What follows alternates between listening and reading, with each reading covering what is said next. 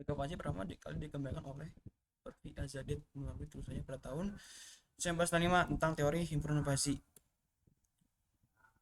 Meskipun leukoplasia dikembangkan di Amerika, namun ia lebih populer dan banyak diaplikasikan secara luas oleh praktisi Jepang dan mengadaptasikannya ke bidang kendali kontrol.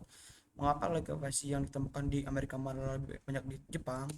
Karena kultur orang Barat cenderung sebagai hitam putih, ada yang bersalah dan tidak bersalah, sukses dan gagal, ataupun yang setara dengan dunia logika biner Aristoteles. Sedangkan kultur orang timur lebih dapat menerima dunia abu-abu atau fuzzy. Saat ini banyak dijual produk elektronik buatan Jepang yang menerapkan prinsip logika fuzzy seperti mesin cuci, AC, dan lain-lain. Tahun 1990, mesin cuci otomatis Jepang menggunakan sensor tingkat kotoran dan outputnya menentukan putaran-putaran yang tepat secara otomatis. Ya, fuzzy logic ini sudah diterapkan pada banyak bidang, mulai dari teori, kendali, hingga inteligensa buatan. Dunia kedokteran dan biologi, diagnosis penyakit, pasien, penelitian, kanker, dan sebagainya, manajemen pengambilan keputusan, atau manajemen bias data untuk query data, tata letak pabrik yang maksimal, penentuan jumlah produksi berdasarkan jumlah stok dan permintaan, klasifikasi dan pencocokan pola, dan mengukur kualitas air, peramalan, cuaca, dan sebagainya.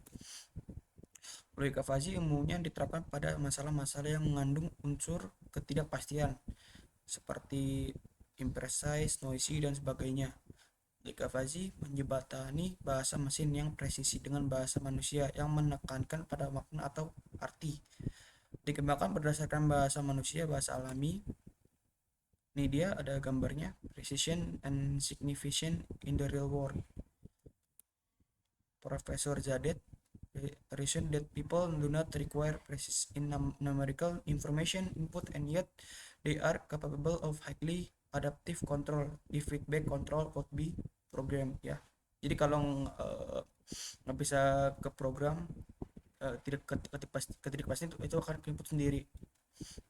Di sini alasan Profesor Jadi beralasan bahwa orang tidak memerlukan ketepatan numerik masukan informasi, namun mereka memerlukan suatu kontrol yang sangat adaptif. Jika pengendali umpan balik bisa diprogram untuk menerima noise masukan yang tidak tepat, mereka akan jauh lebih efektif dan memungkinkan lebih mudah untuk diterapkan.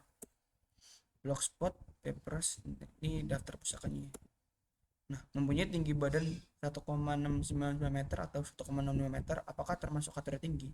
Menurut persepsi manusia, orang yang mempunyai tinggi badan sekitar 1,7 meter dikatakan kurang lebih tinggi atau agak tinggi. Contoh, dua kecepatan pelan didefinisikan di bawah 20 km per jam. Bagaimana dengan kecepatan 20,001 km per jam? Apakah masih dapat dikatakan pelan? Manusia mungkin mengatakan bahwa kecepatan 20.001 km per jam itu agak pelan.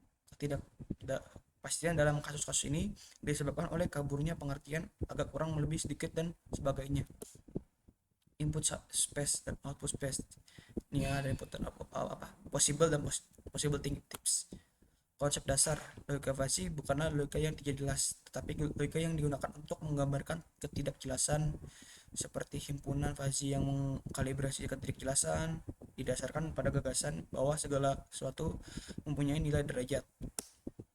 Alasan penggunaan fuzzy mudah dimengerti, konsep matematisnya sederhana, sangat fleksibel, memiliki toleransi terhadap data-data yang tidak tepat kabur, mampu memodelkan fungsi-fungsi non-linear yang sangat kompleks. Dapat menerapkan pengalaman pakar secara langsung tanpa proses pelatihan, dapat bekerja sama dengan teknik-teknik kendali secara konvensional, dan tujuh didasarkan pada bahasa alami. Nah, ini ada variabel umur dibagi menjadi tiga kategori. Misalkan umur yang muda lebih kecil 35 tahun, para buaya 35 umur lebih kecil dari 55 tahun. Yang umur tua lebih banyak daripada 55 tahun. Apabila seorang berusia 34 tahun, maka ia dikatakan muda. Apabila seorang berusia 35 tahun, maka ia dikatakan tidak muda. Dia ada himpunan fuzzy digunakan untuk mengantisipasi di mana seorang dapat masuk dalam dua himpunan yang berbeda. Contoh dari gambar, seorang yang berusia 40 tahun masuk dalam himpunan muda dengan juga masuk dalam himpunan para buaya dengan para buaya 40 sama dengan 0,5. Seorang yang berusia 50 tahun masuk dalam himpunan para buaya dengan 50 sampai dengan 0,5, tapi juga masuk dalam himpunan tua dengan tua itu sama dengan 60 0,25. Jangkauan nilai keanggotaan setiap item dapat rentang 0 dan 1. Jika suatu item X mempunyai nilai keanggotaan fuzzy, maka item tersebut tidak dapat menjadikan anggota himpunan A. Ini dia variabel fuzzy basis dalam suatu sistem penataran fuzzy, contoh umur, suhu, berbadan, tinggi badan, dan sebagainya. Himpunan fuzzy mewakili suatu kondisi pada suatu variabel fuzzy, contoh variabel umur terbagi menjadi 3 himpunan, variabel suhu terbagi menjadi 3 himpunan, dan variabel nilai terbagi menjadi 3 himpunan. Nah, himpunan fuzzy itu memiliki dua atribut, linguistik dan numeris. Kalau linguistik itu penamaan suatu grup yang mewakili suatu kondisi, misalnya muda, parubaya, tua. Numeris itu ukuran dari suatu variabel seperti 30, 40, 55, 65, dan sebagainya. Mungkin segitu saja yang bisa saya jelaskan. Jika ada kekurangan mohon dimaafkan. Assalamualaikum warahmatullahi wabarakatuh.